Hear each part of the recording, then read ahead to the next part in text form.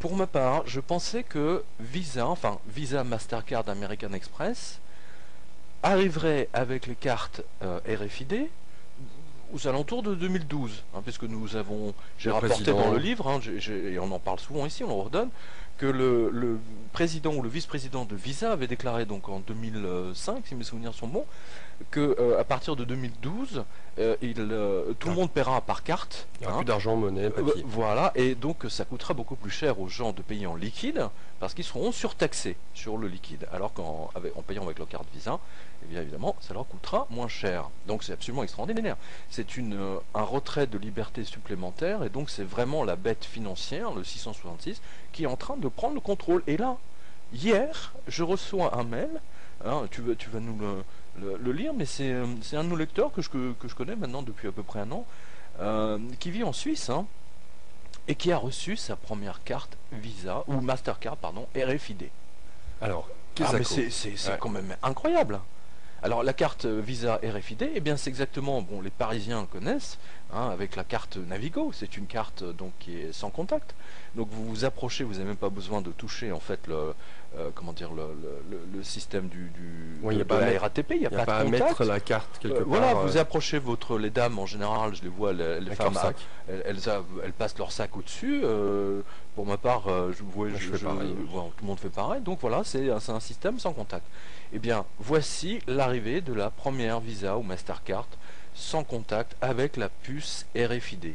Alors c'est absolument extraordinaire parce que vous allez passer dans le métro, paf, je veux dire techniquement d'office, on sait où vous êtes, quoi. C'est absolument génial. On est rentré dans le système orwellien, on est rentré dans le système que Jean décrit dans son livre. Et c'est absolument stupéfiant. Alors donc c'est incroyable. Samsa, donc un auditeur de la radio qui nous vient de Suisse, qui nous dit ceci. Quelle nouvelle, étant un client de Poste Finance Suisse, j'avais l'extension Mastercard et la carte de crédit qui va avec. Dernièrement, la Poste Suisse a cessé de collaborer avec Mastercard. Pourquoi ? Quelle n'a pas été ma surprise en recevant un courrier de Viseka, Mastercard en Suisse, avec une nouvelle carte, sans l'entête de la Poste. Un petit logo attire mon attention à droite du carré doré. Je lis la lettre accompagnant la carte. Il s'agit du PayPass. Évidemment, l'acronyme RFID ne figure pas dans l'explication. J'apprends que je peux payer chez McDonald's, par exemple, en passant simplement mon porte-monnaie près du lecteur, sans signature et sans code. Quel sentiment de liberté! À quand le rendez-vous avec l'injection de la puce afin de ne plus jamais oublier de prendre son moyen de paiement avec soi? Fin de citation. Et Samsa nous donne deux liens sur Mastercard, le premier, et sa nouvelle carte RFID, et sur Zidinet. Zidinet. Ziv Davis, oui, c'est un journal technologique. Et aussi, il nous donne également un lien sur une carte Visa PayPass. Et vous pouvez effectivement voir, hein, donc je vous invite à aller vous taper www.quotidien.com et vous cliquez sur ces trois liens et vous allez voir, hein, les nouvelles bestioles, c'est le cas de le dire, hein, donc ce sont, comme les Anglais appellent ça, POS, hein, POS, c'est-à-dire en fait c'est l'acronyme de Point of Sale. En fait c'est la caisse enregistreuse, hein, donc du commerçant. Et donc maintenant vous n'aurez même plus besoin de taper votre code, etc. Donc c'est absolument je trouve d'ailleurs que c'est débité automatiquement. Je trouve ça d'ailleurs extrêmement grave en termes de sécurité. Là ils sont à côté de la plaque quand même. Je suis bien d'accord. Hein, je sais pas ce que vous en pensez. Oui. Je veux dire c'est dingue quoi. Je veux dire en boîte de nuit ça peut donner des. Il suffit de. Quelqu'un s'approche de toi, tu sais pas. Dans le métro quelqu'un voilà, je veux dire quelqu'un c'est des ondes donc pouf, on vous qui connaît un petit peu en technologie pourrait sans problème. Ah mais c'est incroyable. Non mais c'est tout à fait insensé. J'imagine quelqu'un, vous prenez le métro, je dis n'importe quoi, je prends un exemple typique, si vous ne connaissez pas, je ne vous invite pas à le connaître, le métro de Tokyo. Hein, aux heures de pointe, hein, donc là c'est vraiment le jour de ma vie où j'ai vraiment cru que j'allais mourir quoi, dans le métro de Tokyo, hein, vous avez vraiment dehors, vous avez des gens qui vous poussent à l'intérieur, qui entassent les gens dans le métro, avec des petits gants blancs, avec des petits gants blancs quand même, bon, c'est la question, c'est l'hygiène à la japonaise, et donc là vous avez toutes les RFID, hein, donc vous avez je sais pas au moins 200 ou 300 personnes dans un wagon, vous avez 300 signaux RFID qui se baladent, et donc juste vous mettez une antenne un peu plus et vous captez tout. Mais non, mais sérieusement, vous captez tout. D'ailleurs, il existe des antennes qui permettent de capter toutes ces informations, qui ne sont pas en vente en France, mais qui sont en vente en Belgique, en Suisse, etc.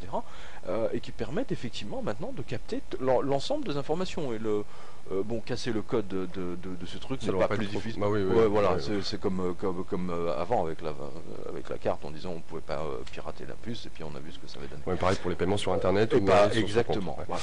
Alors, en tout cas, ce qui est intéressant, c'est qu'il y a une autre lettre d'un des lecteurs du blog qui s'appelle Calem et qui ne sait pas, lui, que déjà Visa a mis en place ces fameuses cartes. Oui, parce qu'il ne RFID. pouvait pas avoir, il n'a pas pu l'information. voir cette information, parce que je la donne en premier, donc je l'ai donnée ce matin. Alors, très intéressante l'analyse de Calem. Oui. Alors, je cite, « Je tiens à intervenir dans le débat de votre théorie du 666, car dans votre revue de presse du 22 septembre, vous insistez sur le fait que la puce RFID, présentée par les conspirationnistes, dont je ne suis pas, comme la marque de la bête, n'est qu'un tout petit changement. Comme vous le montrez si bien, le système bancaire, la carte bleue, est au centre de la compréhension du 666 du texte de Jean. Mais son secret ne s'arrête pas là. Il faut lire le passage sur les conséquences que subiront les porteurs de la marque pour comprendre que la puce RFID est cette marque. Alors je rappelle pour ceux qui n'ont pas effectivement eu l'occasion de voir l'Apocalypse de Saint Jean que il y a un porteur où les porteurs auront la marque de la bête, dit-on, sur le dessus de la main ou au milieu du front. Et ouais, non, en fait, il dit que ceux qui ne sont pas marqués, c'est très important, et on y reviendra tout à l'heure parce que la manière dont il a écrit fait référence à quelque chose d'autre. Bon, on va y revenir. D'accord. Alors donc, pour citer l'exemple de l'Apocalypse, le petit passage... C'est donc 14, le paragraphe 9 14. Chapitre, pardon. Ouais. Alors, je cite. Alors c'est la fête des anges, justement, ça tombe bien. Ouais. Et un autre ange, un troisième, les suivit, disant d'une voix forte, « Si quelqu'un adore la bête et son image, et en prend la marque sur son front ou sur sa main, il boira lui aussi du vin de la fureur de Dieu, du vin pur versé dans la coupe de sa colère.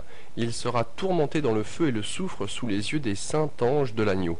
La fumée de son supplice s'élèvera au siècle et des siècles, et il n'aura de repos, ni jour ni nuit, pour ceux qui adorent la bête et son image, ni pour quiconque aura pris la marque de la bête. » Fin de citation.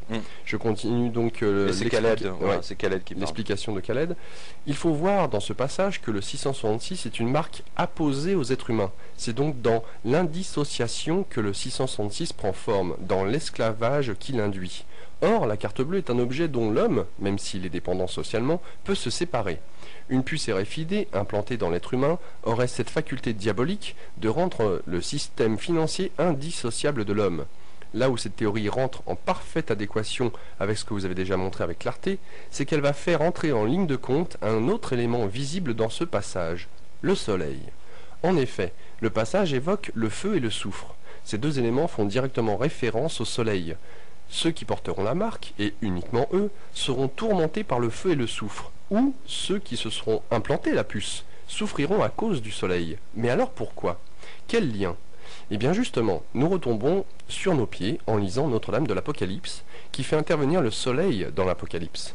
Et vous, très justement, de noter que des tempêtes solaires vont arriver en 2012-2014. Imaginez maintenant que ces puces, qui sont réceptrices aux ondes, soient perturbées par un soleil qui détraque les satellites. Nous assisterions à ces tourments dont nous parle l'apôtre. La puce, selon moi, ne vient donc pas s'ajouter à des mesures de contrôle bancaire, mais en est l'aboutissement et la marque de l'esclavage accompli. Fin de citation. Oui, c'est très intéressant comme approche. Bon, ça confirme ce qu'on avait vu, mais effectivement, c'est l'aboutissement. On est tout à fait d'accord, c'est-à-dire que à partir du moment où la carte Visa, votre carte de crédit, donc devient sans contact, et nous avons vu depuis à peu près 2-3 ans que la puce RFID maintenant a été... on en a parlé encore la semaine dernière, j'avais donné une info que je crois que c'est aux États-Unis ou dans un État américain où on oblige tous les propriétaires d'animaux domestiques effectivement d'injecter une puce RFID dans je crois que c'est au niveau du cou, de l'oreille, je sais plus, du chat ou du chien, et ça va être même étendu à tous les animaux qu'auront les agriculteurs. Voilà, donc vaches, veaux, vaches, cochons, etc. Donc tout le monde aura sa petite puce RFID. Donc on voit bien, et on avait donné une information ici il y a 15 jours, c'est le Parisien qui avait donné cette information que j'avais reprise ici. C'est-à-dire là, c'était des nourrissons, hein, c'est une expérience qui va être menée à Paris, c'est des nourrissons qui seront pucés, alors non, ils sont pas pucés au niveau du front ou de la main. C'est pas sous-cutané. Non, non, non, non, non, non, c'est dans leur dans leur grenouillère, si j'ose dire, ouais, voilà, dans leur barboteuse, hein, afin que dès qu'ils bougent, hein, donc si jamais ils bougent un peu trop ou qu'ils crient, etc. En fait, ça permet d'avoir moins de puéricultrices, etc. Bon, donc on revient toujours avec exactement la même chose, c'est-à-dire le système technologique bancaire dans son sillage détruit systématiquement tous les emplois. Tout lien humain. On voyait là dans le zapping, le florilège du zapping de Canal+, comme quoi les consommateurs en avaient marre d'avoir affaire à des fonctionnaires qui étaient remplacés par des répondeurs automatiques, taper dièse, taper 1, taper 2. On a envie de leur taper sur la gueule, oui. Non mais c'est vrai, c'est désespérant leur truc, taper 1, taper 2. Genre des fois vous en avez pour un quart d'heure à passer. Je veux dire, j'ai appelé EDF un jour, j'ai failli devenir fou, quoi.